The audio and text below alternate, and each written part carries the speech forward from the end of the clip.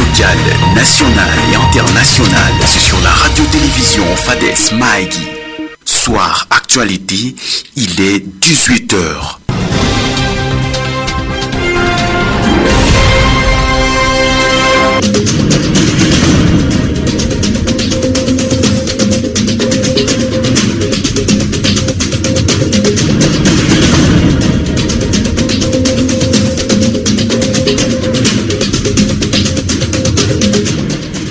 Aimables auditrices et auditeurs de la RTFM, cordial bienvenue à ce nouveau numéro de votre journal qui est dirigé par Eliezer Pitoua, mise en onde par Héritier Oshirchan et co-présenté par Samuel Munguromo et Timothée Genshan. Bonjour Samuel. Bonjour Pitoua. Sans attendre, voici pour vous les sommaires. Il n'y a pas eu une deuxième publication des résultats de l'ex-État comme le prétendent certaines gens sur la toile, mais plutôt publication des résultats du cycle court des écoles fonctionnant hors frontières et du palmarès. Tel est l'essentiel de l'information recueillie sur le site officiel de l'EPST, les détails soupés. Publication ce vendredi 22 septembre 2023 par la CENI de la liste définitive des candidatures déclarées recevables à la députation nationale. Vous suivrez les détails dans ce journal pour la province de l'Ituri, circonscription électorale de Mahagi y compris. Grève des enseignants du territoire de Mahagi. L'honorable Akumunya Loka Charlotte comprend les revendications des enseignants, compatit avec eux, mais les appelle à la prise de conscience professionnelle pour privilégier les intérêts supérieurs des enfants. Vous la suivrez dans ce journal dont elle est l'invitée. Ce journal sera couronné par la page sportive, mais sera également ponctué de plusieurs autres points. Voilà tout comme sommaire. Le développement intervient juste après ceci.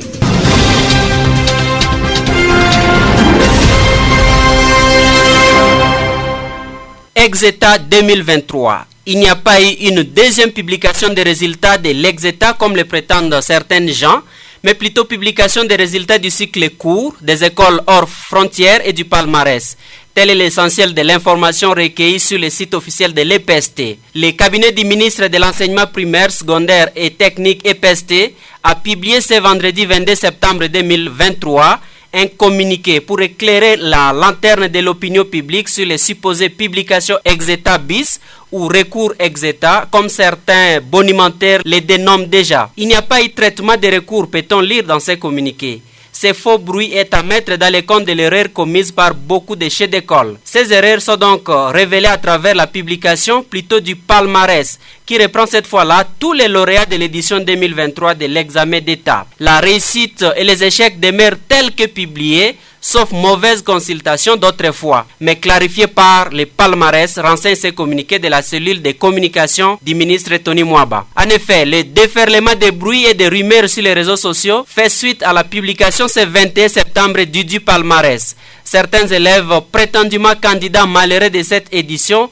ont agité la toile en laissant entendre qu'ils auraient obtenu gain de cause après leur recours, ce qui est faux. Cet événement, qui est une première en République démocratique du Congo, coïncide avec la publication des résultats du cycle court et ceux des écoles fonctionnant hors frontières. CENI, publication ce vendredi 22 septembre 2023 par la CENI de la liste définitive des candidatures déclarées recevables à la députation nationale. Cette publication est contenue dans la décision numéro 106/CENI/2023 du 22 septembre 2023 portant publication de la liste définitive à l'élection des députés nationaux. Passé au peigne fin par la rédaction de la RTFM, il ressort que pour les 28 sièges convoités rien que pour la province de l'Ituri, il y a 1446 candidatures, soit 51,6 candidatures pour un seul siège. Ça sera donc une grande bataille. Voici la répartition des nombres de candidats par rapport au nombre de sièges par circonscription électorale pour la province de l'Ituri. Aru, 287 candidats pour 6 sièges. Bunyaville, 121 candidats pour 2 sièges. Ndjougou, 369 candidats pour 7 sièges. Irumu, 146 candidats pour 3 sièges. Mahagi, 369 candidats pour 7 sièges. Et enfin, Mambasa, 154 candidats pour 3 sièges seulement. Développement. Agenonga Robert, activiste environnemental, défenseur des droits humains et fondateur de la Radio Terra FM, participe depuis ce 21 septembre 2023 au Cape Town en Afrique du Sud à un forum sur la mise en œuvre des objectifs de développement durable. Ce forum axé sur l'échange de connaissances et d'expériences au sujet des meilleures pratiques parmi les communautés d'Afrique sur la mise en œuvre des objectifs de développement durable réunit des dirigeants de la Banque africaine de développement, de la Banque mondiale, du Fonds monétaire international et d'organisations de la société civile africaine travaillant sur les problèmes de justice environnementale et d'exploitation minière à travers les continents. C'est Cyril Ramaphosa, président de l'Afrique du Sud, qui a ouvert officiellement ce forum ce jeudi 21 septembre. C'était en présence d'autres dignitaires, dont Marie-Françoise Nelly, directrice pays de la Banque mondiale pour l'Afrique du Sud, Galina Angarona, directrice exécutive de l'ONG Cultural Survival, Madame Lela Farah Mokadem, directrice générale de la BAD en Afrique du Sud, et Kennedy Mbekeani, directeur général adjoint du groupe de la BAD Afrique du Sud. Pendant 6 jours, les participants à ce forum examinent une feuille de route pour la mise en œuvre des objectifs de développement durable en Afrique, ainsi que la manière de canaliser le soutien financier vers les communautés en première ligne de défense environnementale. Les délégués à ce forum rédigeront également un protocole d'accord et les revendications qui seront présentées lors de la réunion annuelle de la Banque mondiale et du Fonds monétaire international FMI, qui aura lieu à Marrakech au Maroc du 9 au 15 octobre de l'année en cours. Notons que M. Aguenonga Robert participe à ces assises en qualité de conseiller au programme pour les bassins du Congo à la Fondation OAC. La 103.6 FM, la fréquence qui donne le plaisir d'écouter la radio.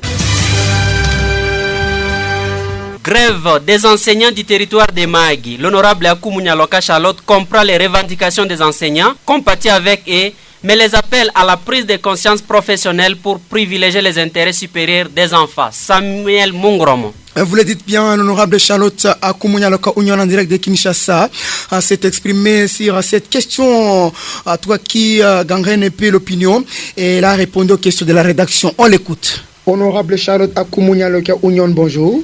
Bonjour, monsieur Samuel et Sami Munguromo Atido. Près de 3 semaines ou dans quelques écoles du territoire de Mahagi à Pakour, les enseignants réclament leur dû auprès du gouvernement congolais. Ils ont énuméré une liste de revendications au niveau local et au niveau national, et ce qui paralyse un peu le bon fonctionnement des activités scolaires. Vous, comme député national, certainement vous pouvez avoir un message à lancer à toute la population du territoire de Mahagi, spécialement aux enseignants, aux parents. Nous sommes au courant, c'est depuis la rentrée scolaire. Ils ont raison, c'est vrai. Vous savez, on a toujours dit ventre affamé n'a point d'oreille, et surtout que ce sont des enseignants. Ce n'est pas facile pour un parent, un responsable d'aller au travail s'il ne sait même pas cirer ses chaussures, s'il ne sait même pas laver ses vêtements, et surtout que ce sont des enseignants. Comment il va se présenter devant les élèves? C'est vrai, c'est une situation un peu difficile, mais nous sommes en train d'abord de compatir avec nos bien-aimés, les enseignants du territoire de Mahagi. Je vous signale que cette situation n'est pas seulement dans notre territoire de Mahagi, c'est aussi dans d'autres provinces comme à l'Équateur, cette situation de non-paiement. Alors, toutes mes compassions d'abord à nos enseignants des territoires de Mahagi. Au même moment, il n'y a pas cours, les élèves sont obligés de rester à la maison.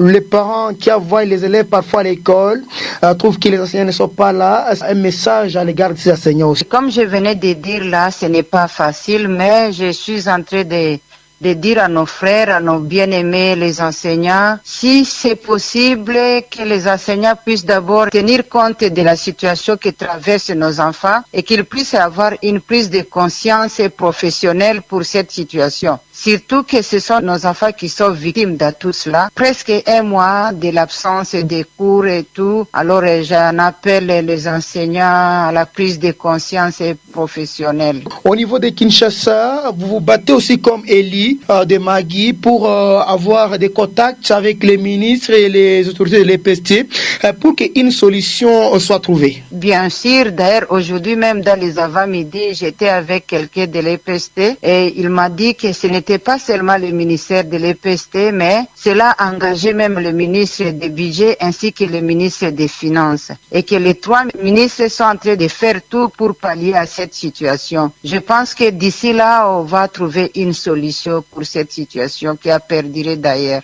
Honorable Charlotte, avant de finir, est-ce que vous avez un autre message à lancer à l'égard de la population de Magui sur la session parlementaire de septembre et qui est presque budgétaire, mais aussi qui vous plongerez vers les élections? Oui, c'est vrai, la session est budgétaire. D'ailleurs, on n'a pas encore voté. C'est bientôt là. Je pense que c'est pour la semaine prochaine. C'est entre autres, on ne peut pas voter si seulement nos enseignants sont en train de trimer et qu'on ne paye pas leurs arriérés. On va parler de tout cela. Mais sinon, si on ne voit pas clair, je pense qu'on va s'abstenir d'abord. Honorable Charlotte, on vous appelle affectueusement Mego Kwenkal. Un message à toutes les mamans et à toute la population de Magui. D'ici là, vous serez à Magui certainement pour la période cruciale des élections, la campagne et autres. Un message? Je suis en train d'appeler toutes les mamans d'abord, pas seulement les mamans, toute personne de bonne foi, que ce soit les hommes, que ce soit les jeunes, que cette fois-ci, la maman ou rien. Nous ne disons pas qu'on ne puisse pas voter les hommes aussi, mais si jamais les mamans abandonnaient aussi les mamans, en tout cas, plus tard, les mamans elles-mêmes, elles seront peut-être dans une situation confuse parce que on dit toujours que si on m'appelle Megokwenkal, quand on parle de Megokwenkal, c'est-à-dire la maman solution. Honorable Charlotte Akoumounia Le Cagnon, la rédaction de la radio Fades Magui vous remercie sincèrement pour avoir répondu à ces questions. Oui, merci beaucoup, mais la semaine prochaine, je vais encore rencontrer le ministre de l'EPST, je vous signale. Nous te retenons, Samuel Munguromo, parce que vous êtes en possession d'une information émanant de l'IDPS. Exactement, mon confrère Timothée Ogen-Chan. Il faut noter que le président sectionnaire de l'IDPS, Tshisekedi, M. Ogen Agenonga, doit réformer tous les candidats députés nationaux et provinciaux de l'IDPS Tshisekedi et ces mosaïques que certains membres du parti sont en train de passer pour escroquer les candidats, soit disant que les autorités leur exigent de l'argent pour être nommé député national tout comme provincial. Il n'y a aucune considération pour ce sont des frappeurs pires et simples car on ne nomme jamais les députés mais on les élit. En fait, à Magui le 23 septembre 2023, Monsieur Ogen Agenonga Edouard, président sectionnaire. Merci, nous passons à la page sportive.